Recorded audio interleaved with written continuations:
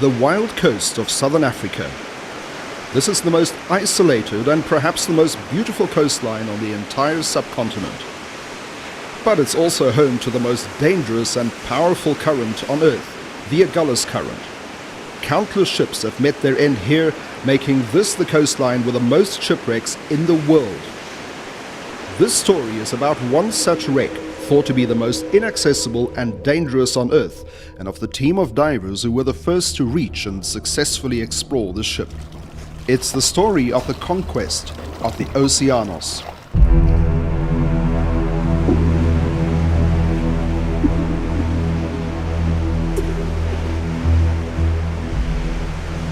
On the morning of the 4th of August 1991, the world learned that the luxury passenger liner Oceanos was drifting helplessly off the wild coast between East London and Durban.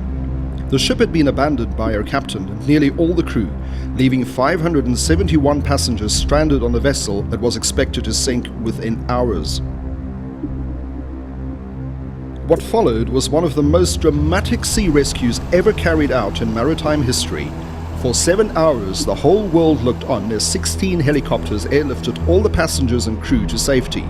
It eventually became known as the most successful sea rescue mission ever. Barely 25 minutes after the last passenger is lifted from the ship, Oceanos succumbs to the waves and sinks to her grave. Incredibly, not one life is lost.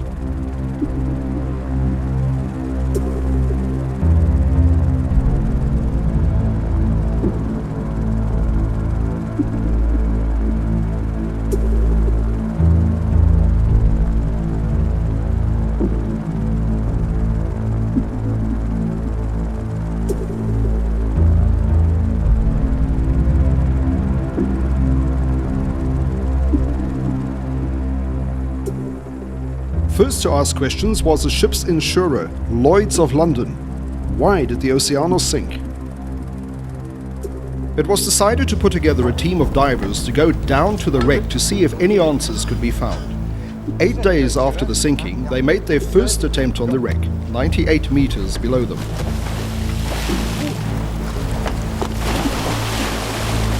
Go! The divers were totally unprepared for what was waiting down there. A ferocious current grabbed hold of them and virtually tore their masks off their faces. They clung desperately to the guideline. Losing their grip would mean certain death. As they crawled back to the surface, it was clear that they had totally underestimated the problems of diving on this wreck. All further dives were suspended. 3 days later, by means of an unmanned, remote-controlled tethered camera, the first images of the ship's hull were obtained. It was critical for the investigators to get clear video images of the ship. The camera was pulled along the length of the wreck several times, showing Oceanos to be lying completely on her side. The hull was filmed extensively and the tapes were presented to an expert investigator. These images answered some of the questions, but the real reasons for the ship sinking could not be established. One of the divers who took part in that first attempt was Rian Boer. He and the other divers who had to abandon that first dive were determined to do it again. They had come tantalizingly close and they wanted to get it right. Later that same year, he launched 2 more expeditions to the Oceanos. But again, as in the first attempt, they had trouble.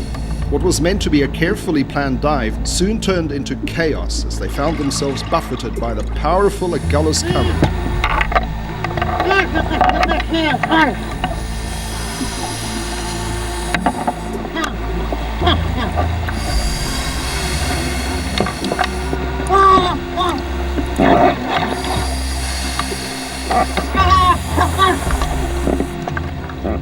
It took 4 attempts to reach the bottom.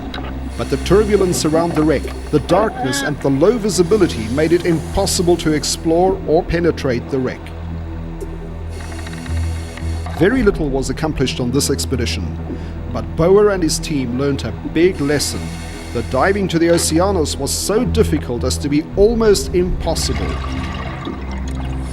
The wreck lies right in the path of the most powerful current on Earth. And also, the ship's depth at 98 meters or 321 feet meant it could only be reached through very advanced diving techniques involving mixed gases, and it greatly limited the time a diver could spend on the wreck. These divers were experts, but they were fighting insurmountable odds that brought their best efforts to the edge of failure. It was hard for Bauer to admit defeat. He was the unchallenged leader in deep technical diving in South Africa, but the dangers of this type of diving were brought home dramatically 7 years later. During a deep dive at Sodwana, Bauer unexpectedly surfaced near the boat in a cloud of bubbles, air streaming from his regulators. An attempt was made to help him, but failed. He sank back into the depths. Whatever went wrong on that dive cost him his life. His body was never found. After Bauer's 1991 expeditions, no diver again attempted to dive to the Oceanos. No one had the courage. For 10 years, Oceanos would lie in twilight and obscurity, condemned to the decay and obliteration that eventually overtakes all wrecks. Everyone agreed that the Oceanos was undivable.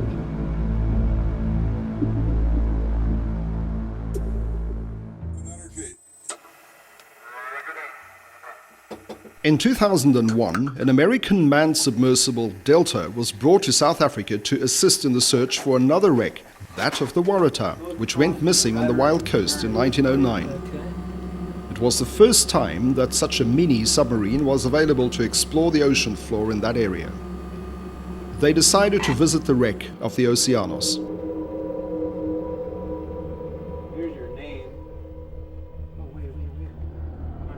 It was precisely 10 years after the sinking. For the first time, a controlled exploration of the exterior of the wreck was carried out.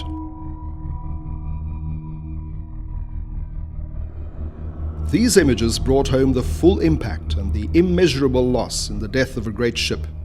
It lies completely on its starboard side. Lying in the twilight of very deep water, this wreck starkly speaks of the sadness of lives touched by loss and of the closeness of death. This material, never before shown to the public, confirmed the conditions around the wreck. The current was so strong that the submersible could barely cope with it, and ropes, cables, and fire hoses deployed during the sinking were suspended in mid-water by the current.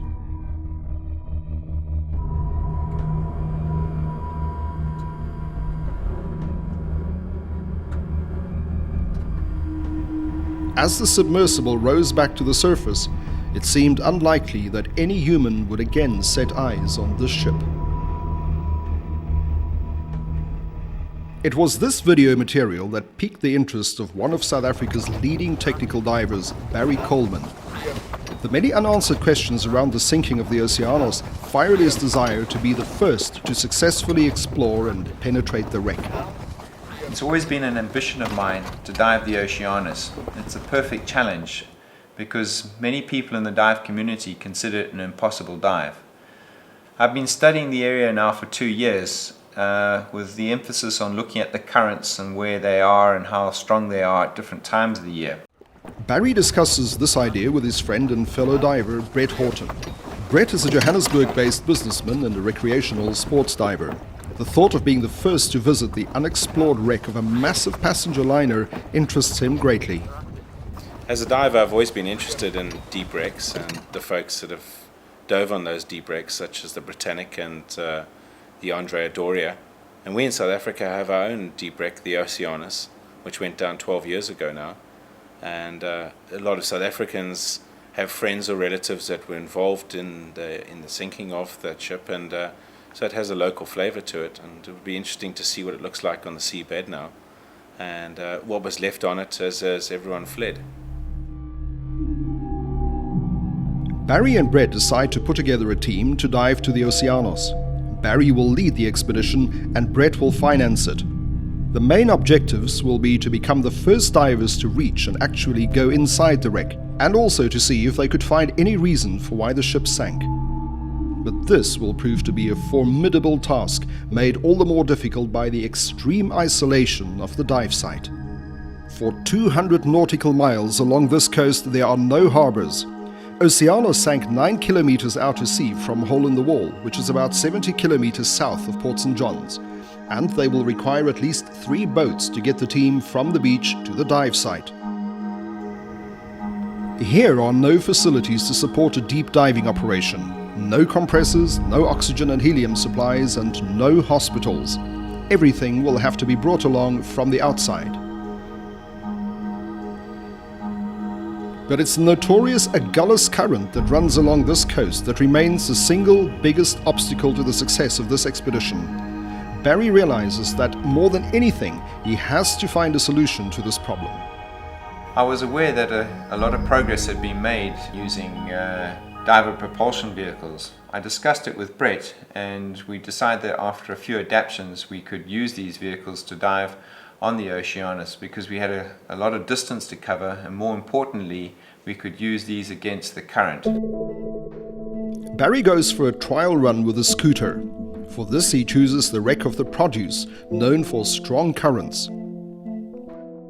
It's clear to Barry that he has found a powerful tool against the currents on the wild coast.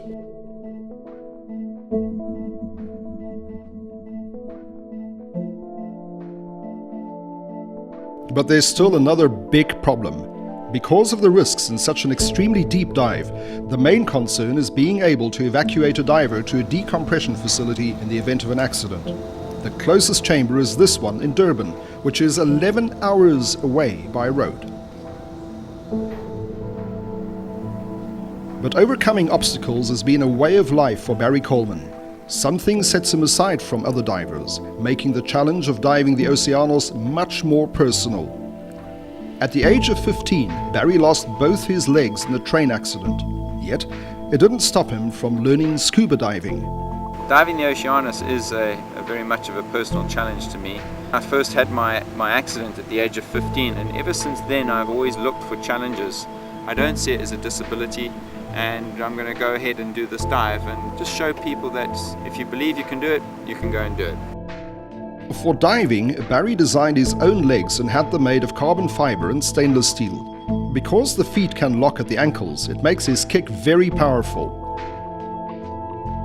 His performance is improved further by a type of sculling motion he uses to propel himself. As a diver, he's certainly not handicapped.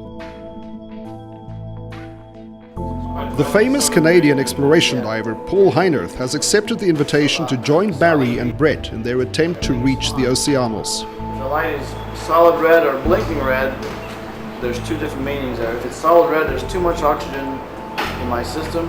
If it's blinking red, there's not enough oxygen in my system. Right. Paul is a legendary figure in the international diving world for his exploratory dives in the ice caves in Antarctica. I don't think there's very many ocean liners to begin with that you can really dive on. Though this one here is a little deeper than the Doria and definitely deeper than the Empress of Ireland, it's still reachable, especially with the right gas and the right equipment. And it just requires more logistics to get a group together to go dive it, but it is diveable. And that's what we're going to be doing.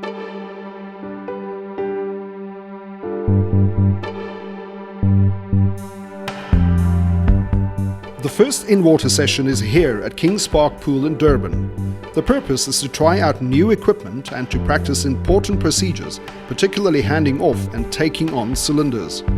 Apart from the 3 main divers who will attempt to reach the Oceanos, there are 5 backup divers. 2 breathing systems will be used on this expedition. Barry and Paul will be on rebreathers. This device captures the exhaled air, purifies it, oxygenates it and feeds it back to the diver, allowing him to stay under the water for very long periods. But Brett, as a sport diver, will use an open circuit system commonly used by divers, in which the used air is breathed out into the water as bubbles and is lost, thereby severely limiting a diver's dive time. The dive plan is really built around the limitation that Brett has on open circuit. So we definitely can't go any longer than the 30 minutes or the 25 minutes, depending on which schedule we follow. I find that from an open circuit point of view, I'm able to enjoy my dive, I think, a little more than they are. They're looking at a lot more things. and a lot more issues that can go wrong.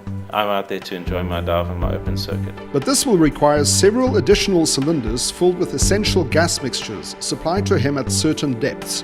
For Brett, this means practicing the exchange of cylinders with the backup divers, a difficult process that relies more on touch than on sight. I've done a lot of fairly deep wreck dives with Barry. We've always dived well together. A lot of the dives have just been the two of us. He's a conservative diver, which I find good because in some ways, sometimes I might forget something, and I find Barry tends to not forget anything, which is good from my point of view.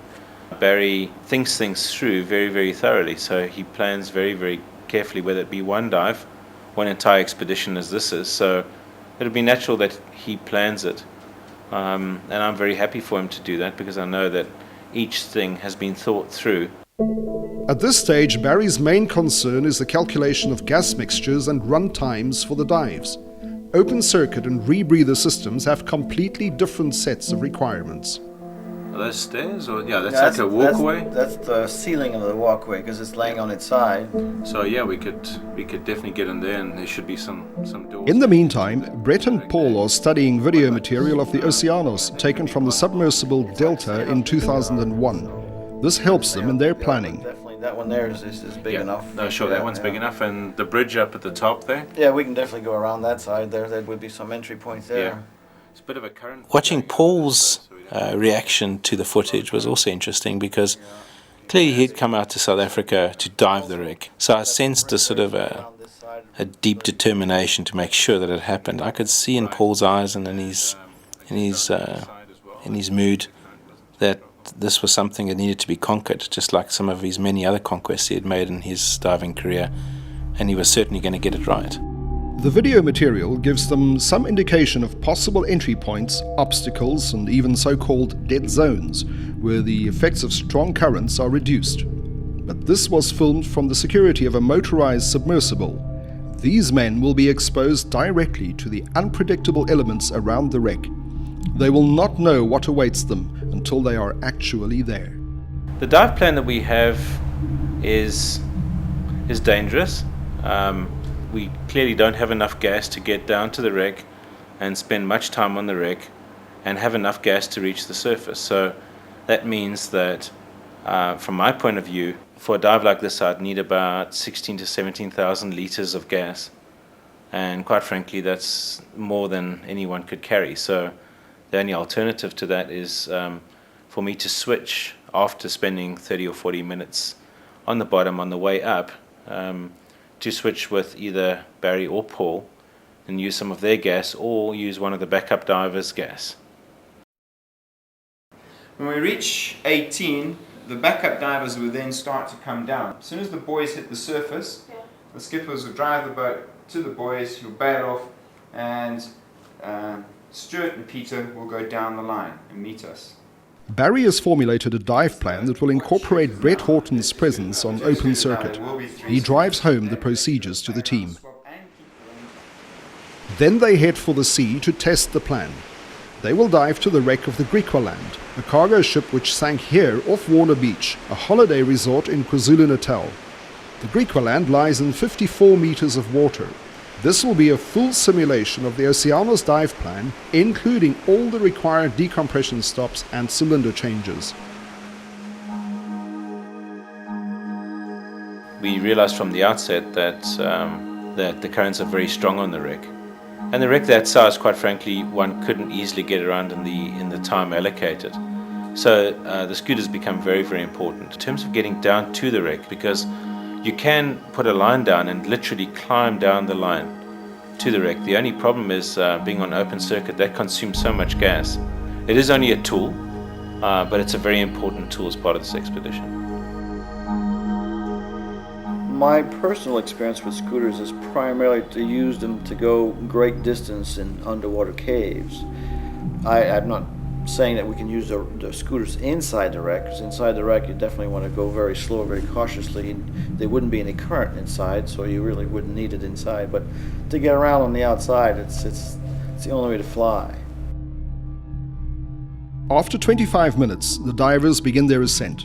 At their first decompression stop, they send up their surface marker buoys. This signals the two deep backup divers to come down and meet them at 50 meters, bringing gas mixtures for Brett and taking away empty cylinders.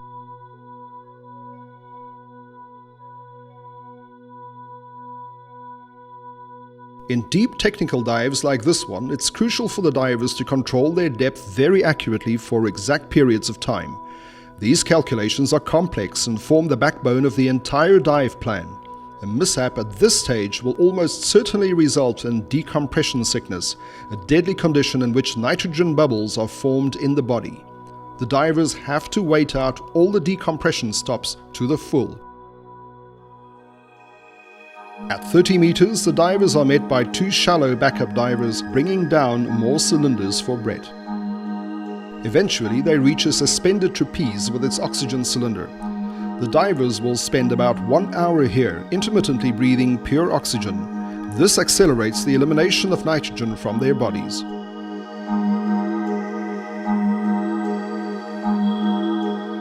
More than 2 hours after starting the dive, the divers surface. The dive plan for the Oceanos dives has been put to the test, but Barry feels there are still too many loose ends that could cause problems. He wants to revise the dive plan.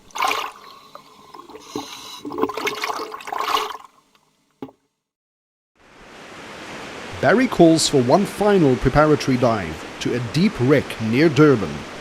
But this time the weather becomes their greatest obstacle. Surface conditions at the dive site would be hazardous. For Barry, this is a serious setback. He calls a meeting. The skippers feel that the divers would be at risk, particularly if things went wrong on the dive. The suggestion is made to postpone everything by 24 hours. But that would complicate things. Then air tickets have to be changed, helicopters have to be changed. There's a lot of organisation. Accommodation has to be changed. It'll take all day to gas fill, won't it? I've still got to make filters for the other cylinder because the other compressor is not O2 clean, so I've got to make up that, make sure those are all fitting and working. We can only get that. But if we dive tomorrow, then I haven't got that time. One thing is clear to everyone. They have to do one more dive, and the only place left for this is an old flooded quarry near Durban. Barry is close to cancelling everything. I'm not sure if we're ready for this dive. We started our preparations in a swimming pool, hoping to do some deeper preparation dives off the coast here, but due to weather conditions we've had to go through to the quarry, and we're diving one of the hardest wrecks in the world to dive, and I don't know if the team has got it all together, and I'm not sure if we should continue with it. Shire's quarry near Durban is deep and dark, but Barry feels that any dive now is better than no dive. Time is running out, and this is their last chance. Diving here is characterized by two things, being low visibility and the fact that beyond 25 meters depth it is pitch black underwater. Foremost in everyone's mind is that this situation is hopelessly inadequate to prepare them for a dive to the most dangerous wreck in the world. They've been forced into this, and they will have to make the best of it. But there's another unease setting in. As financier, it's Brett who is making the expedition possible. Yet, the question remains whether he, with his open circuit, could function adequately with Barry and Paul on their rebreathers, or whether his limitations would jeopardize everything. For me, the quarry dive was actually quite an enlightening experience because from my point of view, I saw that it was never going to be the depth or the current that was going to be the problem, but more a visibility issue. Because that's really what got us in the quarry. I was unable to see my backup divers as well as my fellow deep divers, and so I was unable to communicate with them my needs as an open circuit diver in terms of being able to switch gas tanks and so on. So I felt that so long as the visibility was going to be okay on the Oceanos dive, it was actually going to be okay, whereas others such as Barry had that dive really worried them a lot.